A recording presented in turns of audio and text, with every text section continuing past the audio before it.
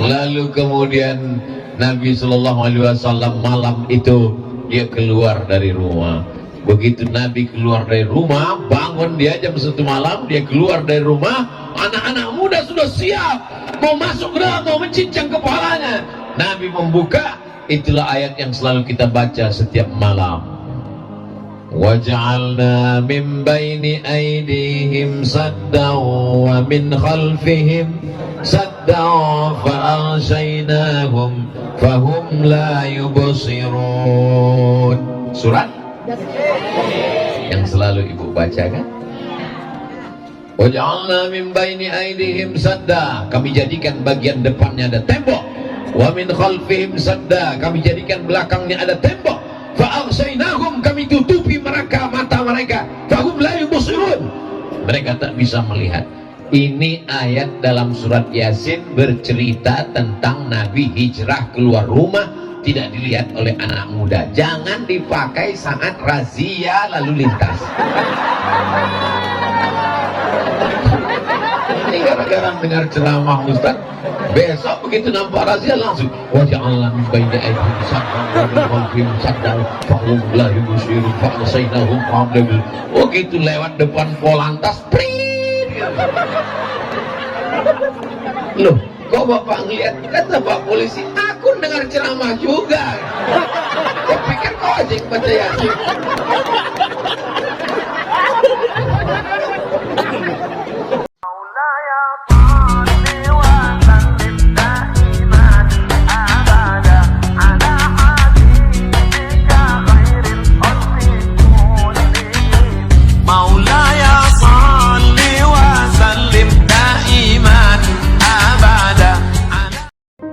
Suaranya tidak bagus, mungkin otak kuat menghafal. Pembagian Allah ini macam-macam. Ada orang diberikan suaranya bagus, ada mungkin suaranya kurang bagus, otaknya bagus menghafal. Ada mungkin otaknya kurang bagus menghafal, suaranya juga kurang bagus, tapi tulisannya cantik. Betul? Ada mungkin orang tulisannya kurang bagus, hafalannya juga kurang kuat, suaranya juga kurang enak, tapi mungkin orangnya disiplin, tepat waktu, baik, soleh, banyak ibadah. Kita pilih salah satu dari kelebihan yang diberikan Allah Subhanahu wa Ta'ala. Otak kurang kuat menghafal, tulisan kurang bagus, suara macam kambing ditarik, orangnya selalu terlambat datang. Maka jangan khawatir, kita dekat dari laut, tinggal terjun aja ke laut. Tidak boleh begitu Pak Ustaz, karena semua manusia ini pasti ada kelebihan yang diberikan Allah Subhanahu wa Ta'ala. Yang hadir malam ini dilebihkan Allah iman, Islam, dan istiqomahnya insya Allah. Kita kalau nanti menghadap Allah, apakah yang akan kita bawa itu? Tidak, yang kita bawa adalah iman. Maka malam ini kita bertemu dalam bingkai hari jadi ulang tahun Kabupaten Bima, sekaligus menyambut 1 Muharram yang malam ini sudah masuk di penghujung. Besok hari Jumat, hari Sabtu hari terakhir, dan hari Ahad kita sudah masuk 1 Muharram. Umat Islam sebelumnya tidak punya kalender, makanya Nabi Muhammad SAW itu diajarkan di sekolah. Nabi Muhammad lahir pada tahun gajah. Ustadz Abdul Somad lahir tahun apa? Pertanyaannya salah. Ustadz Muhammad lahir tahun berapa? Abdul Somad lahir 1977. Sekarang 2022, ya sekitar 25-20 berapa gitu. Beda sama Nabi Muhammad SAW. Zaman itu tidak ada tahunnya, jadi seringkali dikaitkan dengan zaman, dengan masa. Orang yang belum punya kalender biasanya dikaitkan dengan musim. Kalau kebetulan musim banjir bandang, berarti lahirnya pada tahun banjir. Orang yang lahir tahun lalu itu kalau susah ngingatnya, pasti nanti setelah 20 tahun. Kau lahir kapan? Itu tahun Covid. Kau tahun kapan? Tahun masker. Kau tahun kapan? Tahun online.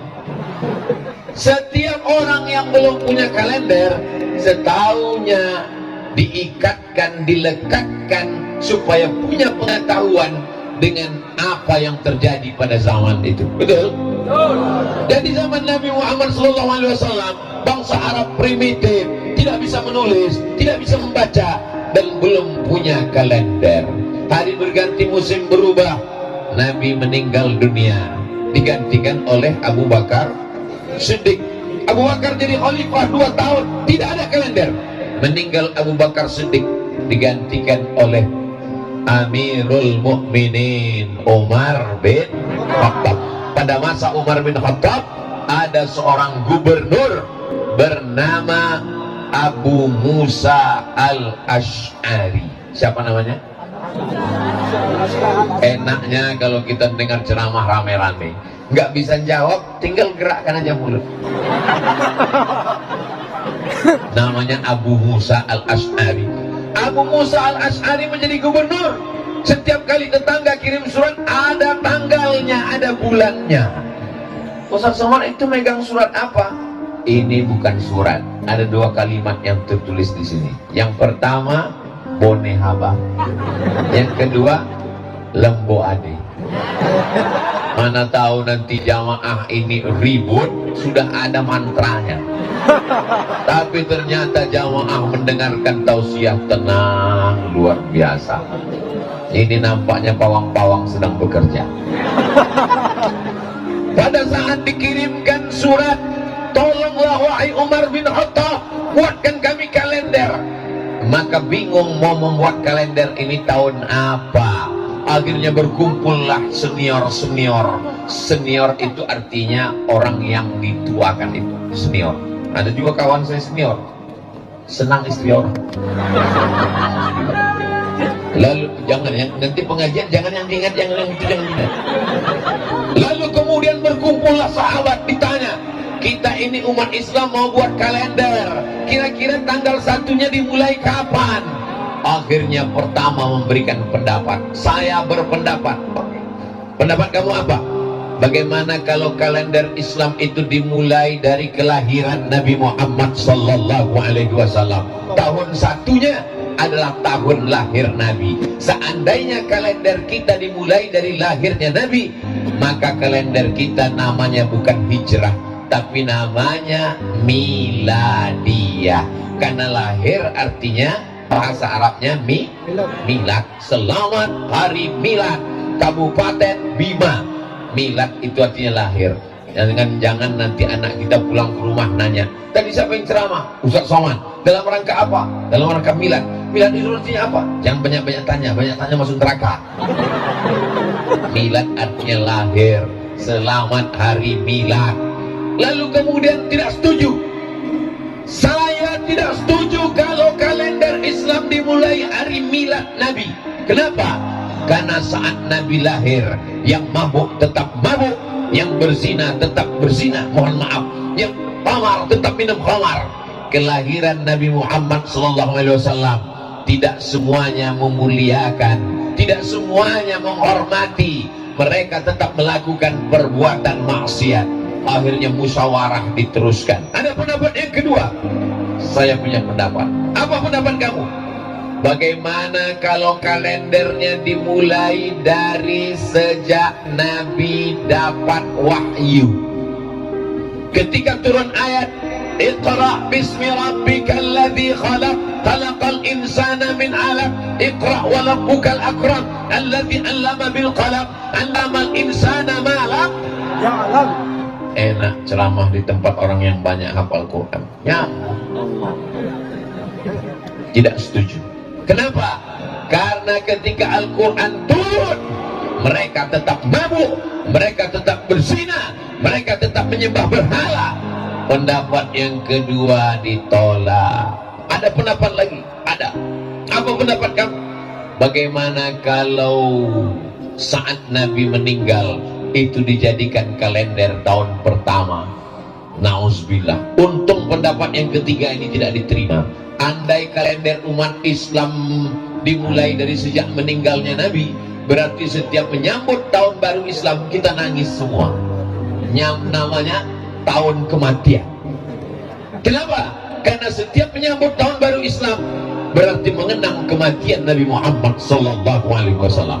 Kelahiran tidak diterima, turun wahyu tidak diterima, meninggal tidak juga diterima. Akhirnya datanglah Sayyidina Ali bin Abi Thalib, orang yang gagah perkasa Umar bin Khattab, orang yang hartanya banyak Utsman bin Affan, orang yang otaknya cerdas Ali bin Abi Thalib, orang tua yang bijaksana Abu Bakar Siddiq. Jadi kita tinggal memasukkan diri masuk mau golongan mana. Ini kalau ada yang tua bijaksana itu masuknya golongan Abu Bakar. Kalau ada anak muda gagah perkasa masuknya golongan Umar. Anak muda otaknya cerdas masuknya golongan Ali. Orang kaya raya masuknya golongan Utsman. Kaya tapi pelit golongan Karun. Sudah tua tapi mabuk golongan neraka jahanam. Lalu kemudian kata Ali bin Abi Thalib yang disetujui oleh Umar bin Khattab, al-hijratu tufarriqu bainal haqqi wal batil. Yang memisahkan antara yang hak dengan yang batil adalah hijrah. Ada orang yang pura-pura masuk Islam ternyata munafik, saat hijrahlah kelihatan. Itulah mengapa kalender kita disetujui oleh para sahabat Nabi, dimulai dari hijrahnya Nabi Muhammad dari kota Makkah menuju kota Al-Madinah Al-Munawwarah, maka dikenallah sekarang dengan nama kalender hijrah. Kira-kira jelas? Nanti kalau ada anaknya yang nanya, mama, ayah, kita ini punya kalender Islam, nih kalendernya apa? Kalendernya namanya hijrah. Kenapa kalender kita hijrah? Sudah diceritakan Ustaz Abdul Somad di halaman kantor Bupati, Ibu Bupati Bima kemarin. Apa ceritanya? Aku nggak ingat. Jangankan Bapak Ibu yang mendengar, saya yang ceramah pun kalau disuruh ulang lupa apa yang mau saya sampaikan. Tapi alhamdulillah, zaman dulu kalau kita ngaji sama tuan guru, catat. Kalau ngaji sama kiai, tulis. Zaman sekarang nggak perlu lagi, karena sudah direkam dan akan diupload ke channel Ustadz Abdul Somad Official. Jangan lupa subscribe, like, share, and comment. Nah, begitulah indahnya. Tapi jangan lupa nanti ditonton ulang, dicatat, diingat-ingat, karena ini akan masuk dalam soal-soal ujian CPNS. Ini akan masuk dalam UAS. Apa itu? Ujian akhir semester. Saya dulu ikut tes CPNS. S1 belajar di Al-Azhar dengan Ustaz Zaki Abdillah. S2 belajar di Maroko. Belajar susah, sulit, payah, nulis. Begitu pulang pertanyaannya nggak ada terkait sama sekali dengan hadis, nggak ada terkait sekali dengan ayat Quran, nggak ada hubungan sama Islam sama sekali. Tono, Tini, dan Tony jaga warnet. Tini menjaga di waktu pagi karena sore dia kuliah. Tono menjaga di waktu malam karena pagi dia ada urusan. Tini dan Tony tidak bisa bekerja sama karena pernah pacaran. Jam-jam berapa saja mereka bisa kerja sama. Saya pun membaca soalnya ini, saya tahu dia mau menghabiskan waktu saya.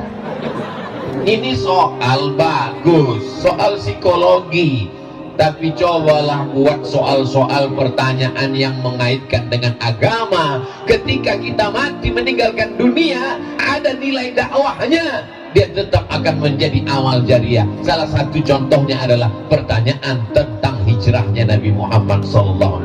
Setuju? Gak setuju juga nggak apa-apa, yang penting sudah saya sampaikan. Ya Allah, tabarakallah. Lalu kemudian kalender kita bernama dengan kalender hijrah. Mengapa dengan hijrah? Karena perjalanan hijrah Nabi Muhammad SAW itu Masya Allah, tabarakallah. Ada seorang anak muda namanya Suhaib. Siapa namanya? Suhaib. Di ujung namanya ada tulisan Ar-Rumi. Ar-Rumi berarti dia orang Rum. Rum itu sekarang Romawi. Al-Makki orang Makkah. Al-Madani orang Madinah. Al-Bimawi Orang Bima. Lalu kemudian Suhaib Ar-Rumi ini, dulunya dia sebatang kara, anak lajang yang merantau dari Rum ke kota Makkah Al-Mukarramah, bisnis, dagang, kaya, raya, nikah. Begitu dia mau ikut hijrah dengan Nabi, dia jumpai mertuanya. Mertua, ya, aku mau hijrah. Mau kemana? Ikut dengan Muhammad Sallallahu Alaihi Wasallam. Dulu kamu datang ke kota Makkah ini sendiri sebatang kara, tidak punya harta, tidak punya anak istri. Sekarang kau sudah kaya, punya anak istri, mau pindah, silakan tinggalkan Makkah, tapi tinggalkan anakku dan istrimu dan anakmu, cucuku. Aku tidak mau kau bawa anakku dan cucuku. Akhirnya dia pergi meninggalkan demi mengikut Nabi Muhammad Sallallahu Alaihi Wasallam. Untung kita tidak hidup di zaman itu. Betul? Banyak orang sekarang mengatakan dunia ini udah kacau Pak Ustadz, dunia ini udah rusak Pak Ustadz. Kalau ada orang ngomong begitu, kamu ngomong begitu di tahun 2022, memangnya kalau kamu dulu diikut di zaman Nabi, udah pasti jamin ikut Nabi? Belum tentu. Boleh jadi kalau kamu hidup di zaman Nabi, mungkin kamu ikut Abu Jahal sama Abu Lahab. Kita ditakdirkan Allah hidup di tahun 1443, yang 2 malam lagi kita akan masuk ke 1444. Itu menurut ilmu Allah. Memang sekarang kita layak. Kita syukuri saja nikmat ini dengan beramal soleh, bukan soman. Jamaah yang dimuliakan Allah Subhanahu wa taala. Jadi hijrah ini berat, luar biasa. Yang bisa hijrah itu. Sekarang kami mau hijrah Pak Ustaz. Dulu hijrah dari Makkah ke Madinah. Sekarang mau hijrah kemana? Mau meninggalkan Bima? Bima, negeri yang indah, lemah gemah ripah, lojnawi, tokat dan batu jadi tanaman. Memandang ke kanan, bukitnya indah. Memandang ke kiri, lautan Masya Allah, tabarakallah. Memandang ke depan, jamaah melimpah ruah. Aman. Tapi nanti ketika direkam, muncul komen-komen di YouTube, Bima tidak aman. Kenapa? Polisi bawa senjata. Ini Bima aman. Kalau memang aman, kenapa mesti dikawal Bapak polisi? Satpol PP kenapa banyak sekali? Ini orang sedang jatuh cinta. Al-hubbu yu'mi wa yusib. Apa kata Nabi? Orang jatuh cinta itu buta dan tuli. Dia kalau sudah jatuh cinta, buta dan tuli, dikasih tahu jangan tarik tangan Ustaz Somad, dia kurus nanti copot, dia nggak peduli. Itu maka disiapkan Satpol PP dan kepolisian. Terima kasih kita kepada TNI Polri, sukses-sukses semuanya insya Allah, amin. Saudara yang dimuliakan Allah Subhanahu wa taala, kenapa momen hijrah? Al hijratu tufarriqu bainal haqqi wal batil. Hijrahlah yang memisahkan antara yang hak dengan yang batil, yang pura-pura masuk Islam, yang munafik, yang angkuh, yang sombong, yang tidak siap berjihad. Ketika hijrah itulah kelihatan mana yang Islam asli, mana yang Islam KW1, KW2, KW112. Sekarang kita tidak lagi dituntut untuk pindah. Jangan pindah dari Bima, hiduplah di Bima. Kalaupun mau pergi karena sekolah, kalaupun mau pergi menuntut ilmu, kalaupun mau pergi karena buka usaha, tapi tetap akan membangun Bima menjadi tetap negeri baldatun thayyibatun wa rahmatun. Bima ini sebelum Indonesia merdeka, apakah orangnya tinggal di hutan, di gunung, di laut, di gua? Tidak. Dia adalah kerajaan, betul? Dia punya sultan, betul? Tapi dia cinta dengan negara kesatuan Republik Indonesia. Dia bergabung dengan negara kesatuan Republik Indonesia. Jangan tanyakan kecintaan orang Bima terhadap negara kesatuan Republik Indonesia, betul? Ustaz tahu dari mana? Makanya sebelum ceramah nanya-nanya dulu. Tadi jalan-jalan dulu ke rumah Ibu Bupati, lihat gambar. Ini gambar siapa? Ini gambar Sultan Bima, Ustaz. Izin Bu, boleh diambil fotonya? Boleh. Ada fotonya dia. mau dibawa pulang nanti ke Riau cerita dengan anak cucu. Aku baru saja melihat gambar Sultan Bima, dan mereka itu punya kerajaan di masa lalu sebelum Indonesia merdeka, berani mengawal Presiden Soekarno, dan setelah Indonesia mereka bergabung dalam satu hembusan napasnya. Dia cinta negara kesatuan Republik Indonesia. Dalam hembusan napasnya dia juga adalah orang yang bersyahadat asyhadu an la ilaha illallah wa asyhadu anna muhammadan rasulullah. Jadi kalau ada orang yang memisahkan antara cinta negara dengan agama, kalau cinta agama tinggalkan negara, kalau cinta negara tinggalkan agama, ini namanya orang jahil bin goblok. Dia tidak baca sejarah, dia tidak datang ke Bima. Di Bima orang cinta dengan negara, tapi dia tetap beragama. Dia cinta dengan agama, dia tetap bernegara. Kenapa? Pancasila, satu ketuhanan yang maha esa. Jadi kita tidak perlu meninggalkan negara kesatuan Republik Indonesia untuk berislam, dan kita tidak perlu meninggalkan Islam untuk menjadi orang yang nasionalis. Paham? Masya Allah, enak ceramah di tempat orang yang cerdas. Lalu kemudian bagaimana dengan hijrah? Hijrah itu Masya Allah, tabarakallah, Ustadz Abdul Somad sampai hari Kamis ceramahnya malam Jumat, persis seperti peristiwa hijrah. Ini tidak direncanakan sama sekali. Saya ketika diundang, Ustadz Abdul Somad nanti datang ke Bima, kata Ustadz Zaki Abdillah, nggak ada saya pikirkan, karena hijrah itu hari Kamis malam Jumat, kalau gitu berangkatnya hari Kamis malam Jumat. Bertepatan, sudah tertulis di Lauhil Mahfuz bahwa kita bertemu di Bima hari Kamis malam Jumat. Kata orang jangan keluar malam Jumat, banyak hantu. Hantu-hantu semuanya lari, luntang, pukang, tunggang langgang. Kenapa?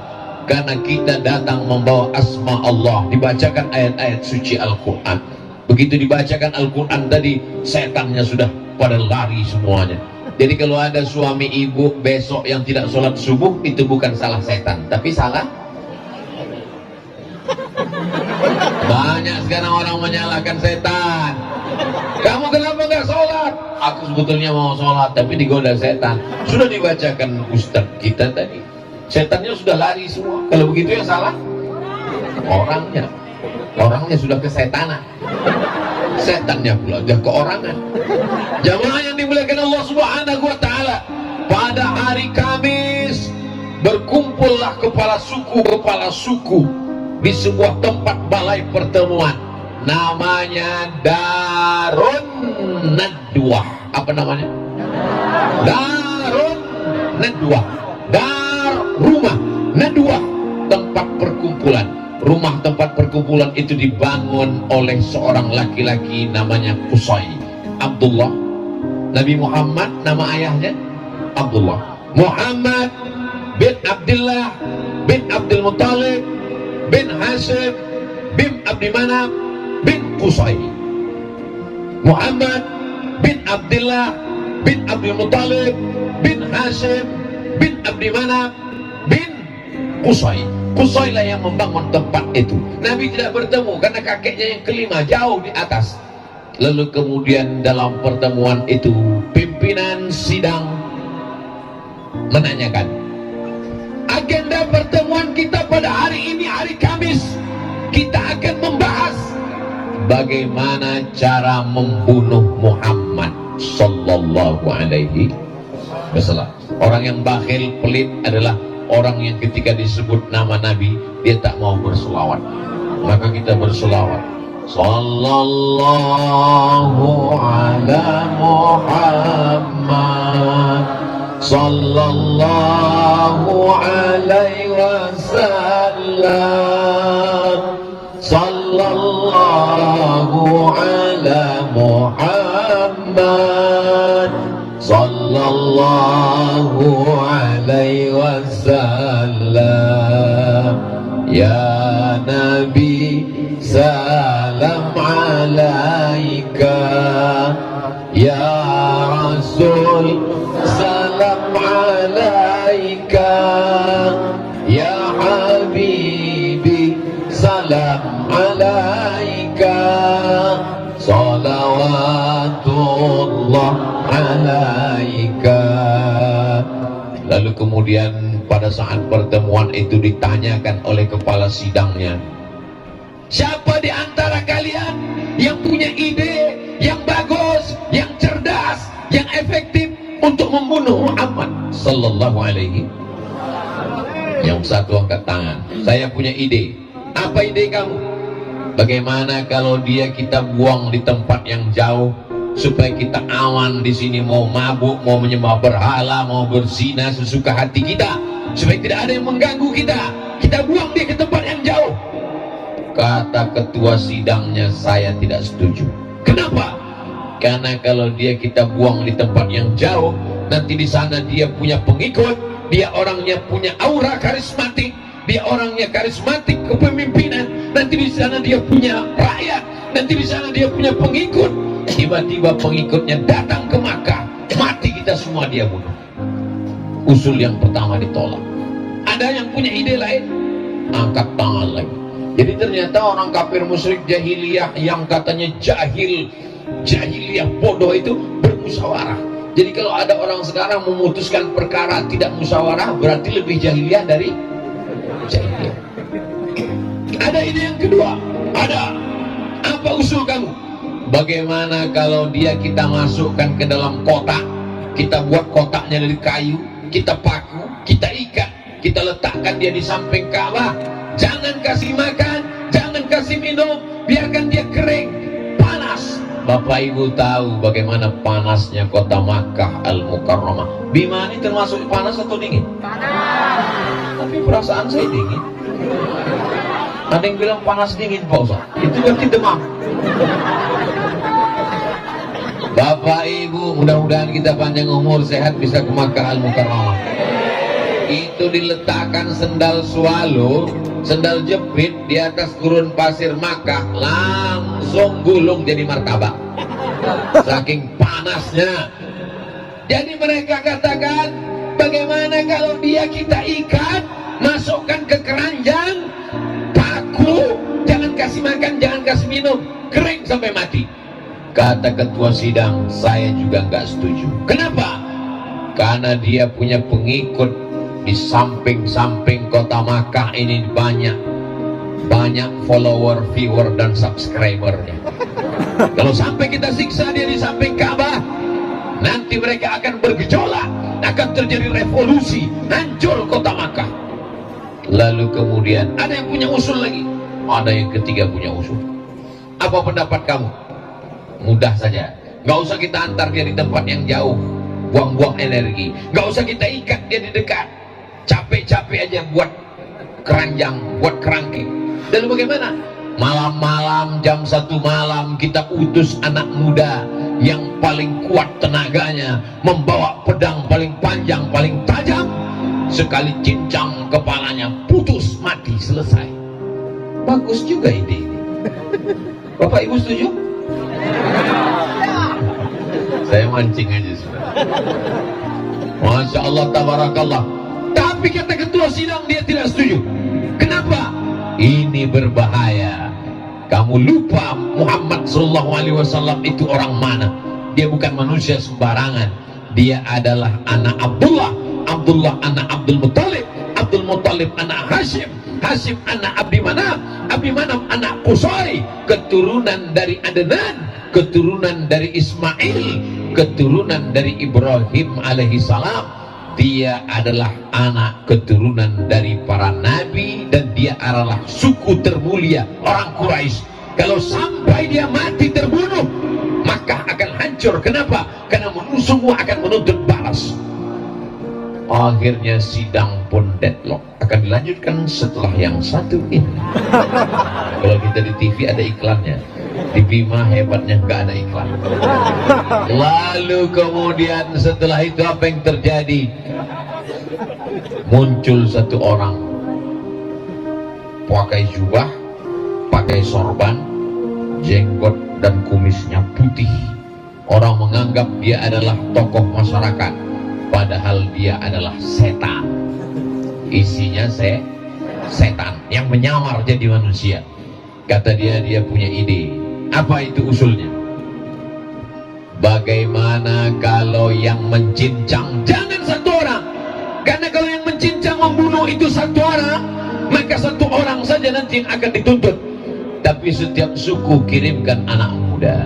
Satu suku anak muda, satu suku anak muda, satu suku anak muda, satu suku anak muda, sehingga semuanya terlibat. Kalau semua terlibat, maka tidak akan ada yang menuntut karena semuanya sudah bersekongkol. Inilah namanya kejahatan berjamaah.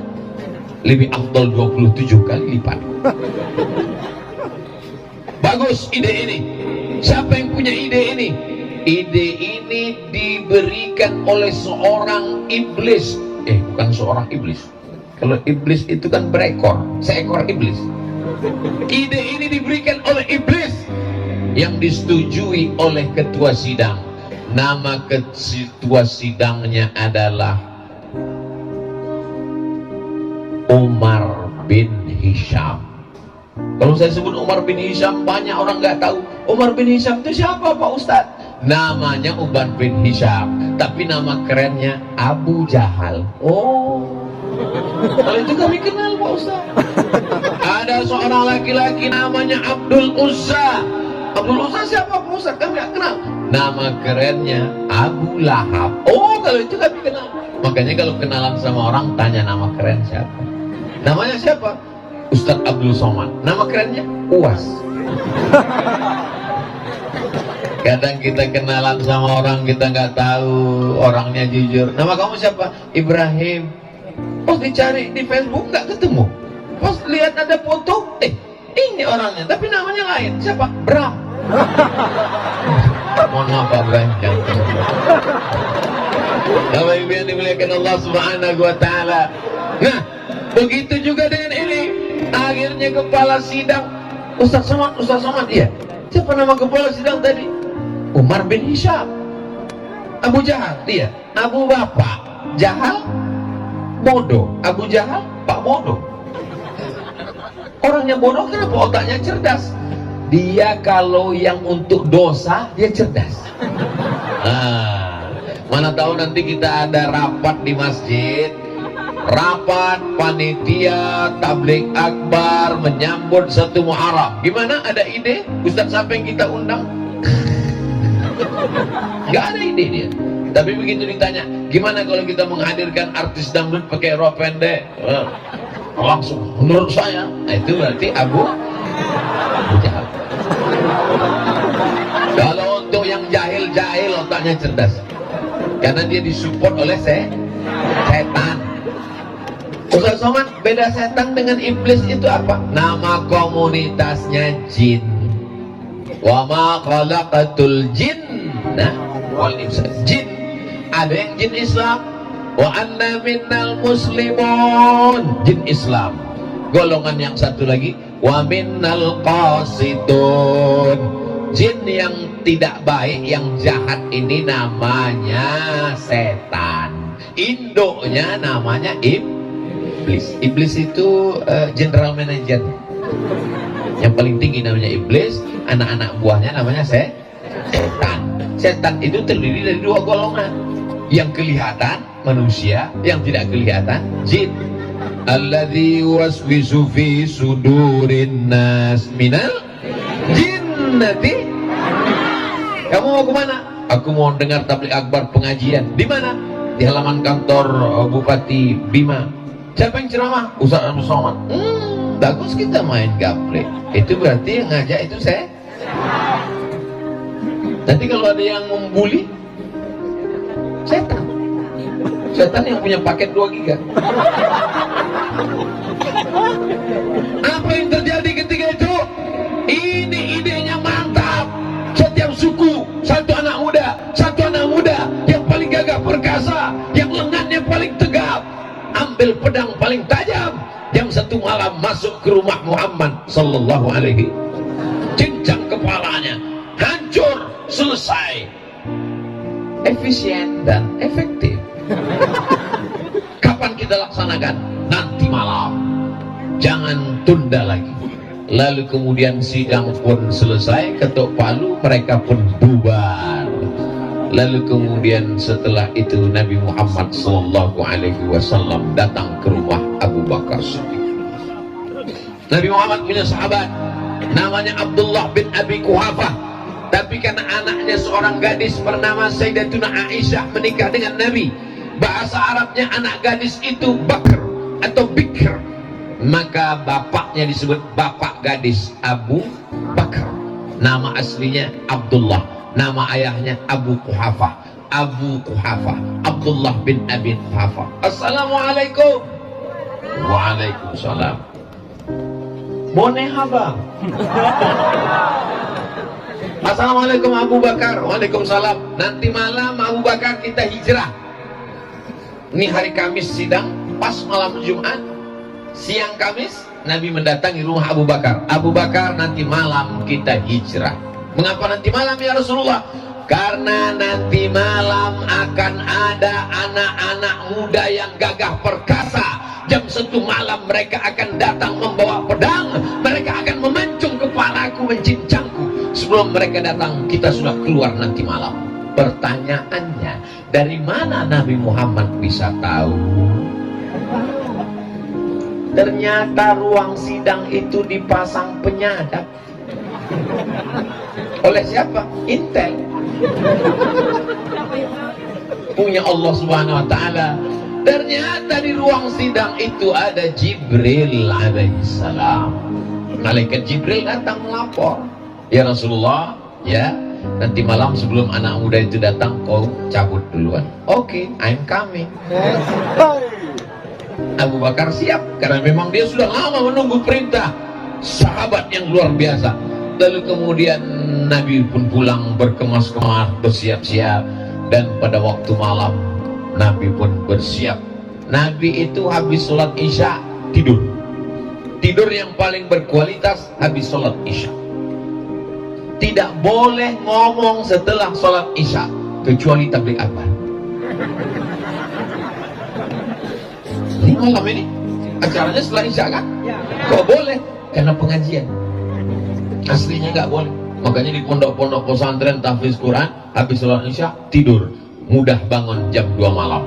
Tidur Nabi gak lama-lama. Nabi itu tidurnya sedikit. Beda dengan Abdul Somad, dikit-dikit tidur, dikit-dikit tidur. Naik pesawat tidur. Buka kaca, lihat masih di awan, tutup lagi. Sampai di hotel tidur. Lalu kemudian tidur itu paling bagus kalau Isya jam 8, 9, 10, 11, 12, 1. Biasanya Nabi bangun malam jam 1 dia pergi ke Masjidil Haram sholat tahajud. Kenapa sholat di samping Ka'bah mesti malam? Karena kalau siang banyak orang kafir musyrik jahiliyah mencekik lehernya, menyungkup kepalanya. Jadi kalau ada dekat rumah kita ada orang nggak pernah ke masjid, jangan suudzon, karena dia takut dicekik Abu. Bapak Ibu pun juga kalau yang belum pernah ke masjid, nanti kalau ditanya sama tetangga, sama ustadz, kenapa nggak pernah ke masjid? Saya ke masjidnya jam 1 malam, seperti Rasulullah SAW. Kalau di siang hari saya takut dicekik. Ini tidak ada di Bima. Ini adanya di kampung saya di Riau. Di Bima semuanya orangnya ke masjid, betul? Assalatu wassalamu alaik. Tadi waktu saya dari airport menelusuri laut, melihat matahari tenggelam, indahnya Masya Allah, saya rekam. Beginilah suasana di kota Bima. Anak-anak semuanya pergi ke masjid sehingga sepi. Masya Allah, indahnya. Memang betul, ini bukan basa-basi. Semua orang pergi ke masjid. Alaika ya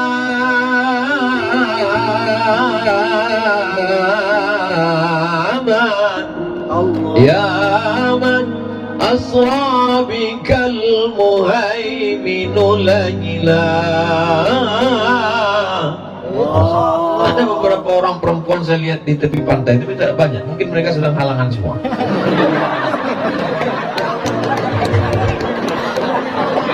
Itulah hebatnya. Lalu kemudian Nabi SAW malam itu dia keluar dari rumah.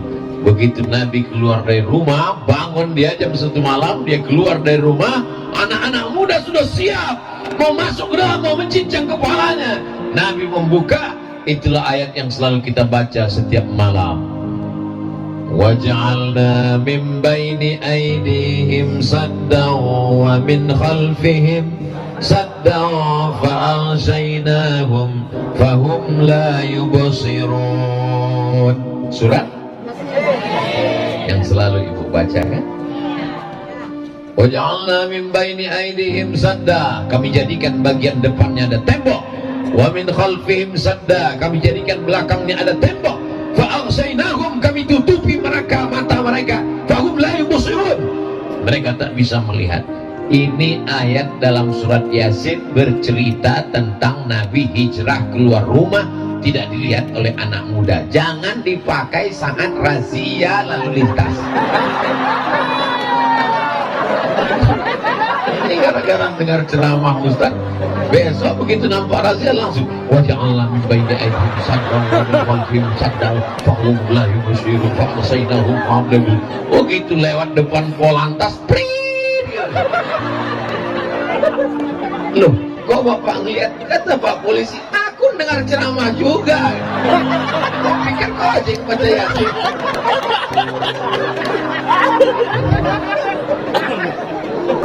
Jadi kenapa kita disuruh tiap malam baca Yasin?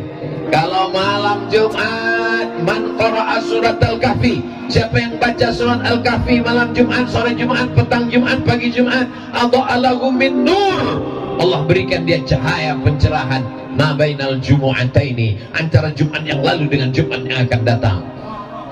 Tapi surat Al-Kahfi, surat Yasin tidak dibaca cuma malam Jumat.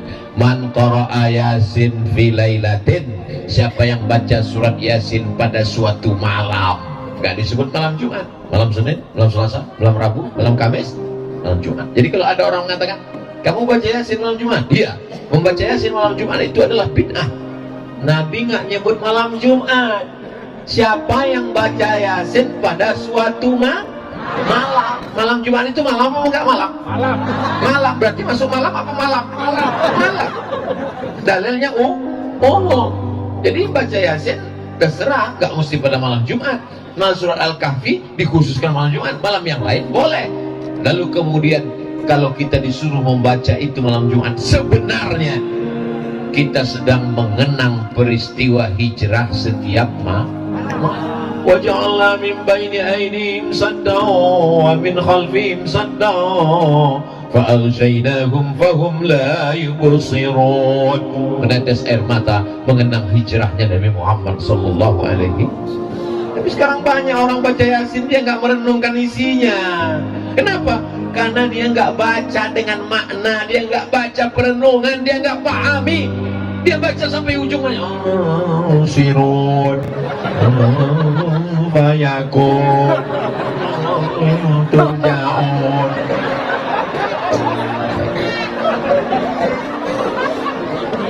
Ustaz Somad jangan ejek orang baca Yasin.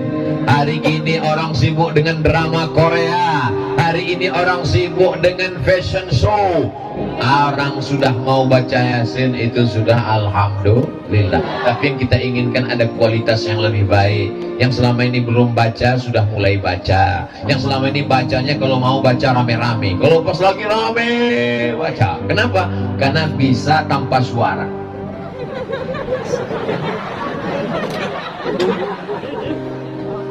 Yang sudah mau baca alhamdulillah, alhamdulillah wa syukrulillah.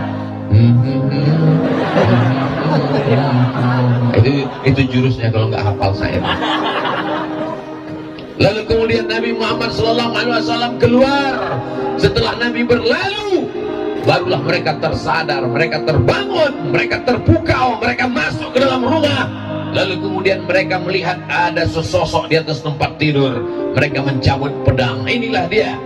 Kata satu orang di antara mereka, kita buka dulu, kita lihat dulu apa isinya. Jangan-jangan batal guling. Begitu dibuka, ternyata di dalamnya ada siapa? Ali bin Abi Thalib. Ali bin Abi Thalib. Iya. Muhammad mana? Mana aku tahu katanya. Aku sudah tahu. Kenapa kau di sini? Dia minta aku tidur di sini. Yang menemani di atas Abu Bakar, yang menggantikan di tempat tidur Ali. Pertanyaannya, mana yang lebih berat tugasnya? Naik ke atas tengah malam atau tidur? Kalau gitu pilih mau tidur mau? Resiko yang paling berat adalah tidur. Bayangkan kalau mereka 12 orang nggak membuka selimut, apa nggak jadi keripik pisang? Itu menunjukkan kalau resikonya berat, mati, pilih saudara. Tapi kalau untuk yang ringan, pilih teman. Begitu ajaran Nabi Muhammad SAW. Bukan seperti orang sekarang. Kalau yang giringan enak-enak, saudara. Giringan babak belur, teman. Itu bukan teman namanya. Itu namanya teman makan jeruk. Lalu kemudian mereka pun mencari. Dia sudah pergi, dia sudah hilang. Nabi Muhammad SAW tidak langsung pergi, karena kalau dia langsung pergi pasti mereka akan kejar. Dia transit dulu selama 3 hari 3 malam. Hari Kamis malam Jumat dia menginap 3 malam. Malam Jumat, malam Sabtu, malam Ahad. Ahad malam Senin barulah mereka bertolak. Di mana dia pergi? Namanya Jabal Sur. Kalau turun wahyu namanya Jabal Nur.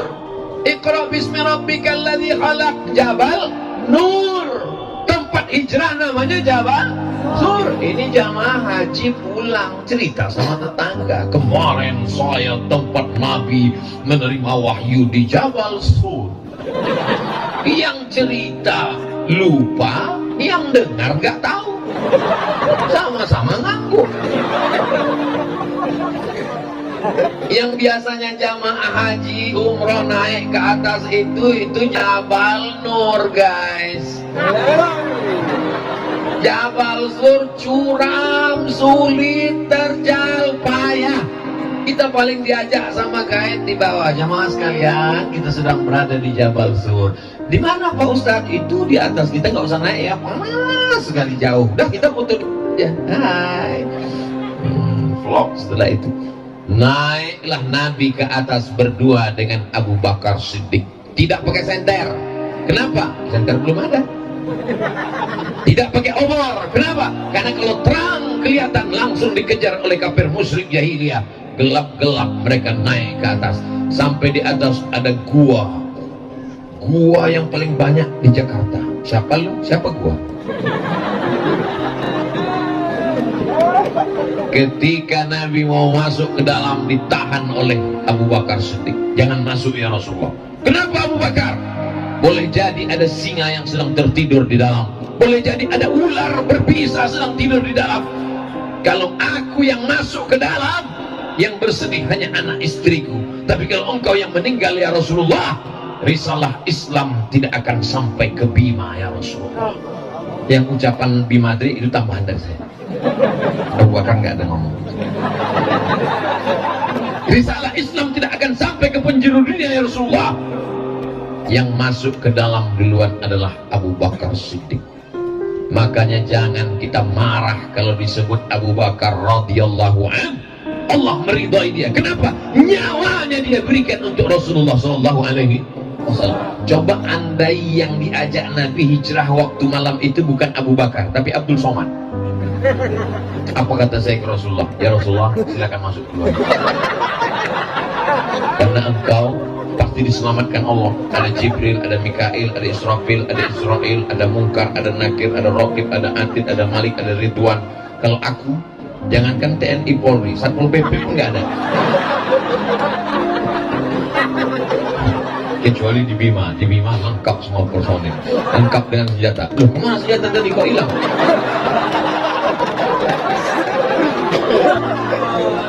Masuk Abu Bakar Siddiq ke dalam, gelap. Dia awasi, dia bersihkan. Ternyata sudah tidak ada binatang berbisa, tidak ada harimau, tidak ada singa. Lalu kemudian ada lubang. Dia duduk, dia tutup lubang itu dengan belakang. Dia duduk. kakinya dia selonjorkan. Lalu Nabi SAW, masuklah ya Rasulullah, semua sudah aman ya Rasulullah. Nabi pun masuk ke dalam. Lalu kemudian Nabi SAW meletakkan tengkuknya ke atas paha Abu Bakar. Nabi pun tertidur. Tak lama Nabi tertidur, tiba-tiba Nabi terbangun. Mengapa Nabi terbangun? Ada menetes air dari atas batu. Tidak mungkin embun, tidak mungkin pohon kayu. Air apa ini Abu Bakar? Kata Abu Bakar, air mataku ya Rasulullah. Kenapa engkau menangis? Engkau rindu. Apa yang membuat engkau menangis, hai Abu Bakar?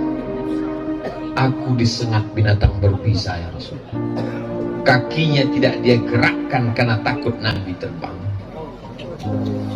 Malam ini yang dipanggil berikut ini, mari kita dengarkan tausiah yang akan disampaikan oleh Ustaz Dr. Abdul Somad. Berikut ini akan kita dengarkan ceramah dari Ustaz Abdul Somad. Dipanggil Ustaz, dipanggil doktor, tapi belum pernah saya dipanggil. Berikut ini mari kita dengarkan tausiah yang akan disampaikan oleh Abdul Somad, disambut oleh jamaah radhiyallahu anhu. Abu Bakar diridhai Allah. Kenapa? Nyawanya dia berikan, dirinya dia jadikan tebusan. Binatang berbisa menyengat kakinya, tak dia gerakkan. Sampai akhirnya air mata, kaki bisa dia tahan, tapi ada satu yang tak bisa tahan. Air mata menetes jatuh ke bawah, jatuh tepat ke pipi Nabi Muhammad SAW. Andai kita yang memangku Nabi malam itu, melompat kita duluan. Maafkan aku ya Rasulullah, nggak sadar aku lagi. Begitulah cintanya Nabi Muhammad. La tasubbu ashabi, jangan kalian caci maki sahabatku. Lau anfaqa ahadukum mithla Uhudin zahaban, seandainya ada di antara kalian yang bisa mensedekahkan, mewakafkan emas sebesar bukit Uhud, tidak sampai satu genggaman Abu Bakar Siddiq. Apakah ada orang sekarang yang mencaci maki Abu Bakar Siddiq? Ada kelompok Syiah. Mereka tiap hari mengatakan Abu Bakar laknatullah alaih, Umar laknatullah alaih. Nabi sudah memprediksikan bahwa di akhir zaman, di awal zaman, di tengah zaman, ada orang mencaci maki Abu Bakar Siddiq. Abu Bakar Siddiq digelar dengan Abu Bakar ini Siddiq di bulan Ramadan.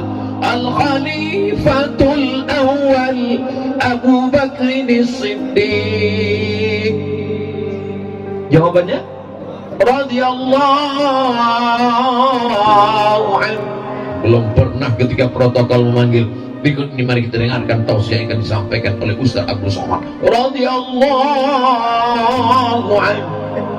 Kenapa tidak ada jamaah menyebut dia diridhoi Allah? Kita hanya baru berharap mudah-mudahan kita diridhoi Allah SWT. Tadi saya mulai ceramah jam 9, sekarang sudah pas jam 10. Belum lagi hijrah. Hijrah 8 hari 8 malam, azan subuh baru selesai nih. Ternyata kalau kita ceramah di tempat orang yang hatinya tenang, itu nggak terasa lama. Saya biasanya tabligh akbar di depan orang banyak itu emosi saya tak stabil. Tapi di Bima ini tenang semua. Ini menunjukkan jamaahnya udah makan malam semua. Jamaah yang dimuliakan Allah Subhanahu wa taala. Lalu kemudian selama di sana yang ngantar makanan itu siapa? Malam Jumat, malam Sabtu, malam Ahad, malam Senin. Yang mengantarkan makanan seorang perempuan namanya Asma, pakai alif. Siapa namanya? Mesti panjang, Asma. Kalau nggak pakai alif, Asma itu sesak nafas. Asma membawakan makanan, diikatkannya di kainnya. Perempuan sanggup naik ke atas. Tidak semua jamaah haji, jamaah umroh sanggup naik ke atas Jabal Sur. Ini perempuan. Kira-kira di dunia ini yang lebih hebat laki-laki apa perempuan? Perempuan. Lihat, perempuan mengaku semua. Kami lebih hebat. Islam tidak mendiskreditkan laki-laki dan perempuan. Al-mu'minuna wal mu'minat, laki-laki dan perempuan, ba'duhum awliya'u ba'd, mereka saling tolong menolong. Siapa yang mengatakan perempuan itu didiskriminasi dalam Islam? perempuan itu dilecehkan dalam Islam, Asma tetap diberikan peran naik ke atas. Selama di atas itu beritanya harus diupdate, karena sekarang hiruk pikuk orang Makkah sedang mencari Abu Bakar kemana, Muhammad kemana, kenapa hilang, dia kemana. Maka informasi itu dibawa oleh Abdullah. Ada seorang laki-laki namanya Abdullah, kalau siang dia di Makkah, malam dia naik ke atas membawa berita. Inilah pentingnya update status. Status Ustadz Somad besok di Ustadz Abdul Somad official Instagram yang followernya hampir 7 juta itu. Kalau siang Ustadz Abdul Somad di lapangan kantor Bupati Kabupaten Bima. Ustadz Abdul Somad ini seorang ustadz yang luar biasa. Salah, yang betul adalah biasa di luar. Di tempat lain Abdul Somad susah mau ceramah di tanah lapang, dia mesti dikurung dalam masjid, kecuali di Bima.